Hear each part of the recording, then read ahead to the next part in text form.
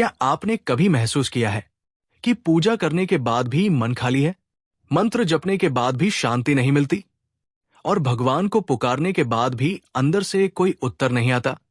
आप अकेले नहीं हैं इस एहसास में। लाखों लोग रोज यही सवाल लेकर जीते हैं, लेकिन कोई उन्हें सही जवाब नहीं देता। आज मैं आपसे वो बात करने जा रहा हूं जो शायद किसी ने आपको पहले नहीं बताई। सच्चाई ये है, भगवान हमसे दूर नहीं जाते, हम धीरे धीरे उनसे दूर हो जाते हैं, अपनी कुछ ऐसी आध्यात्मिक गलतियों के कारण जो हमें दिखाई भी नहीं देती। ये गलतियां ऐसी है जो बहुत साधारण लगती है, लेकिन इनका असर बहुत गहरा होता है। ये हमारी आत्मा को, हमारी शांति को और ईश्वर के साथ हमारे कनेक्शन को साइलेंटली, चुपचाप डिस्ट्रॉय करती रहती है। आज की इस ऑडियो बुक में हम जानेंगे 5 ऐसी स्पिरिचुअल मिस्टेक्स, और अंत में मैं आपको एक ऐसी सिंपल स्पिरिचुअल प्रैक्टिस बताऊंगा जो आपकी आत्मा को फिर से डिवाइन कनेक्शन महसूस करा सकती है। तो बस कुछ देर के लिए दुनिया को थोड़ा पीछे छोड़ दीजिए और इस सफर में मेरे साथ चलिए। पहली गलती, केवल दिखावे वाली भक्ति। मैं आपसे एक बहुत सीधा सवाल पूछना चाहता हूं, और चाहता हूं कि आप इसका जवाब अपने दिल से दें, दिमाग से नहीं।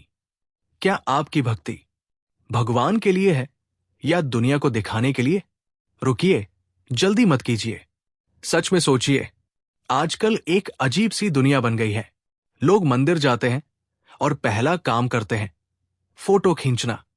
लोग चैरिटी करते हैं और वीडियो बनाते हैं। लोग घंटों पूजा करते हैं, लेकिन उनके दिल में उसी वक्त किसी के प्रति जलन भरी होती है, किसी पर गुस्सा होता है, किसी से ईगो होती है, और फिर वो सोचते हैं कि भगवान उनकी सुन क्यों नहीं रहे। भाई, भगवान सब देख रहे हैं। वो सिर्फ आपके हाथ नहीं देखते, वो आपका दिल देखते हैं। एक बार की बात है, एक गांव में 2 तरह के लोग रहते थे। एक था एक बहुत अमीर व्यापारी। उसने शहर का सबसे बड़ा मंदिर बनवाया, संगमरमर लगवाया, सोने का कलश चढ़ाया, हर साल बड़ा भंडारा करवाता था। लेकिन घर जाकर वही आदमी अपने नौकरों पर चिल्लाता था, अपनी पत्नी से झगड़ता था, पड़ोसियों की बुराई करता था। और दूसरी तरफ था एक साधारण साधु जो एक छोटी सी कुटिया में रहता था। साधारण कपड़े, साधारण खाना, लेकिन जो भी उसके पास जाता उसे एक अजीब सी शांति मिलती। उसकी आंखों में एक नूर था। उसके पास बैठने से लगता था कि भगवान वही कहीं है। फर्क क्या था? फर्क यह था कि उस साधु ने भक्ति को अपने जीवन में उतारा था, दिखावे में नहीं। उसकी पूजा सिर्फ सुबह शाम नहीं थी, उसकी हर सांस एक प्रार्थना थी। भगवान को इंप्रेस नहीं किया जा सकता, उन्हें केवल सच्चे दिल से महसूस किया जा सकता है। तो आज से एक काम कीजिए, अगली बार जब पूजा करने बैठें, फोन दूर रख दीजिए, सोशल मीडिया बाद में देखिए, और बस 5 मिनट, सिर्फ 5 मिनट पूरी तरह उस डिवाइन प्रेजेंस के साथ रहिए, बिना दिखावे के, बिना किसी को इंप्रेस करने की कोशिश के। देखिए क्या होता है। लेकिन यह पहली गलती थी। दूसरी गलती उससे भी ज्यादा खतरनाक है, क्योंकि यह गलती हम दिन के हर पल करते हैं, बिना जाने। दूसरी गलती, हर समय नेगेटिव एनर्जी में रहना। बताइए, जिस मन में हर समय डर भरा हो, शिकायत भरी हो, क्रोध भरा हो, वो डिवाइन सिग्नल्स कैसे महसूस करेगा? ये एक बहुत गहरी बात है जिसे समझना जरूरी है। हम सोचते हैं कि स्पिरिचुअलिटी सिर्फ मंत्र जपने या ध्यान करने से होती है, लेकिन असल में स्पिरिचुअलिटी एक एनर्जी है, और वो एनर्जी तब नीचे गिर जाती है जब हम लगातार शिकायत करते रहते हैं, मेरी जिंदगी में कुछ ठीक नहीं है, भगवान ने मेरे साथ ही ऐसा क्यों किया, दुनिया बहुत बुरी है। ये सारे विचार, ये सिर्फ विचार नहीं है, ये वाइब्रेशंस है, और ये वाइब्रेशंस आपकी आत्मा को धीरे धीरे हैवी बना देती है, जैसे कोई पत्थर हो जो आत्मा की उड़ान को रोक रहा हो। एक बहुत सुंदर उदाहरण सोचिए, एक शांत झील। जब पानी बिल्कुल शांत होता है तो उसमें आसमान का पूरा रिफ्लेक्शन दिखाई देता है, बादल, सूरज, चांद, सब कुछ। लेकिन अगर वही पानी लगातार हिलता रहे, लहरें उठती रहें, तो आसमान का रिफ्लेक्शन गायब हो जाता है, सब धुंधला हो जाता है। आपका मन भी उसी झील की तरह है। जब मन में नेगेटिविटी की लहरें उठती रहती है, तो भगवान का रिफ्लेक्शन, वो डिवाइन प्रेजेंस, धुंधली हो जाती है। आप उसे देख नहीं पाते, महसूस नहीं कर पाते।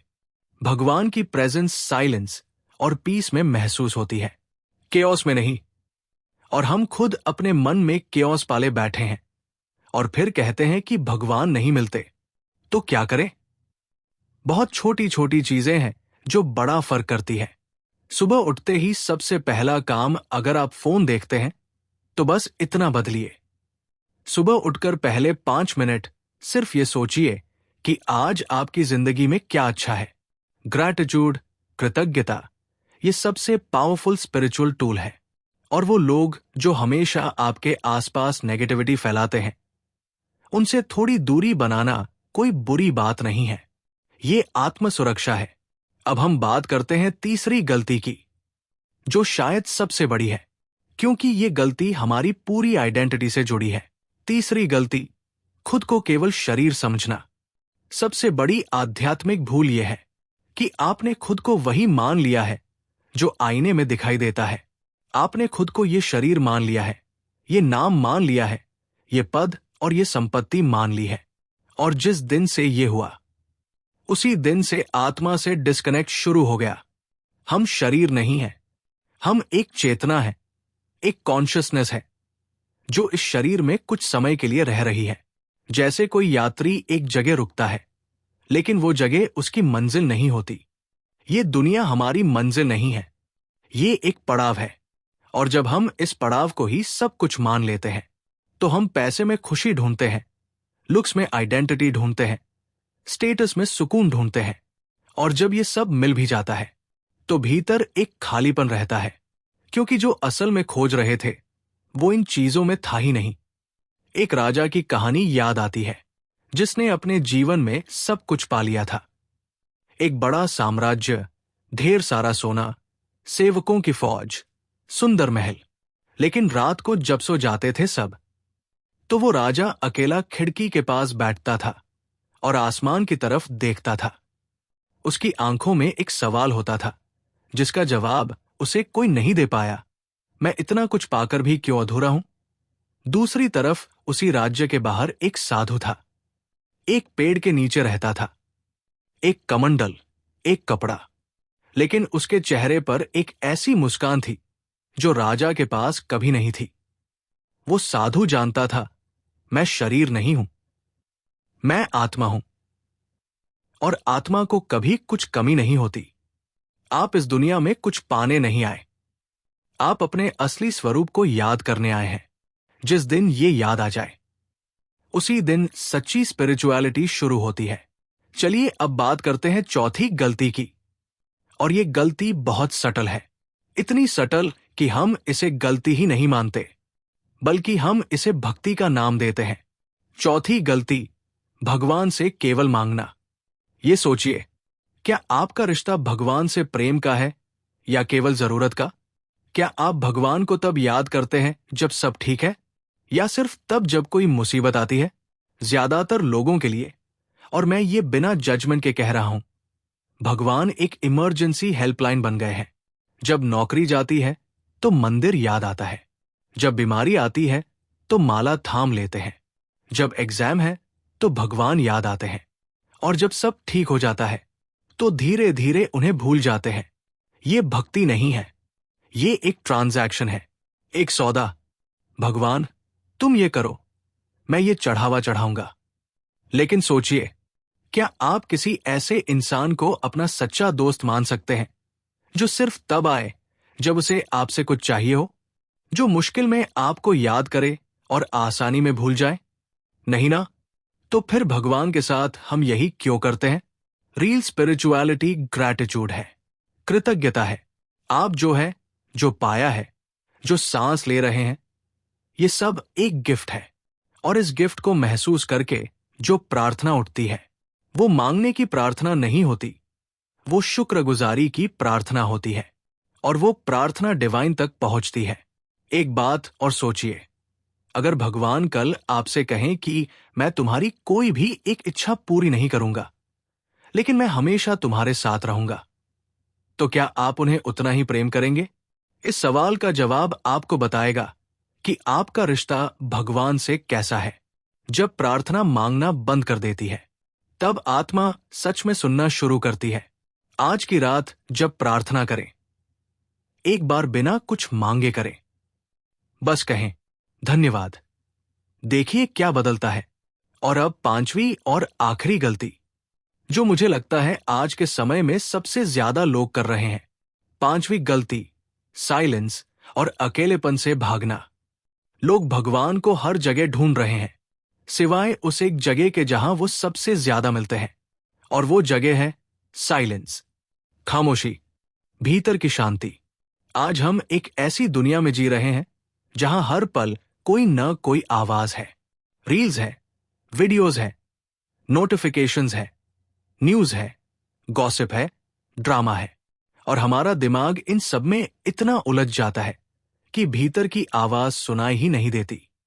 वो इनर वॉइस जो हर इंसान में है, वो डिवाइन प्रेजेंस जो हमेशा से आपके अंदर बैठी है, वो धीरे धीरे इस शोर में दब जाती है। जब भी आप अकेले होते हैं, तब क्या करते हैं? ज्यादातर लोग तुरंत फोन उठाते हैं, या टीवी चला लेते हैं, या किसी को कॉल करते हैं। हम अकेलेपन से डरने लगे हैं, लेकिन ये अकेलापन जिससे हम भाग रहे हैं, यही वो स्पेस है जहां भगवान से मुलाकात होती है। ध्यान, मेडिटेशन, भगवान तक जाने का कोई रास्ता नहीं है। ये एक गलतफहमी है।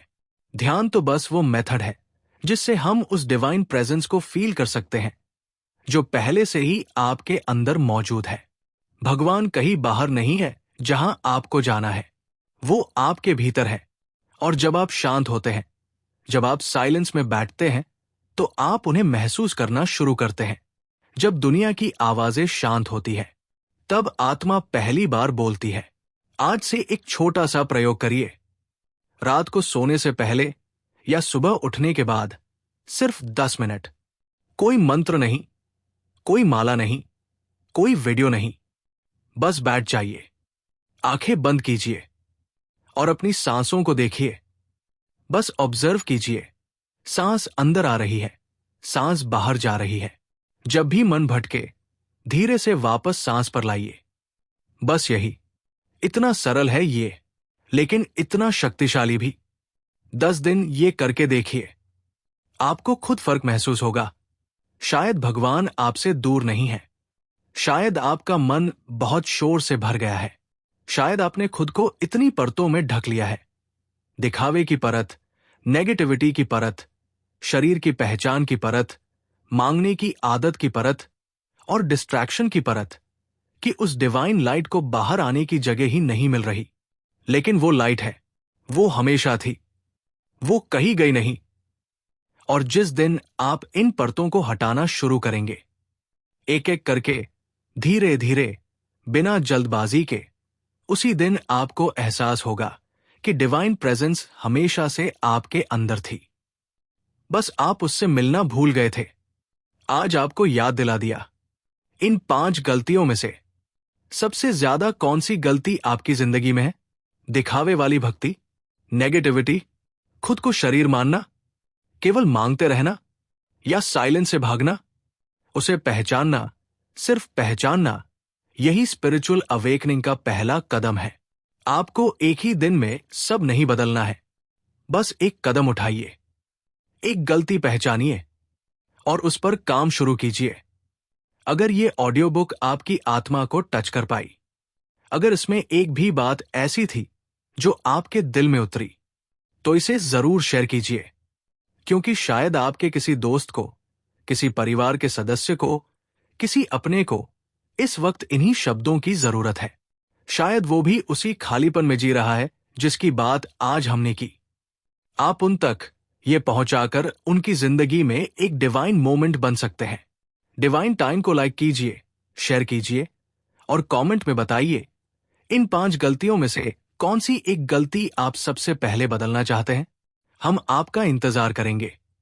और याद रखिए, भगवान तक का रास्ता बहुत लंबा नहीं है। वो रास्ता सिर्फ आपके अंदर की तरफ जाता है। धन्यवाद।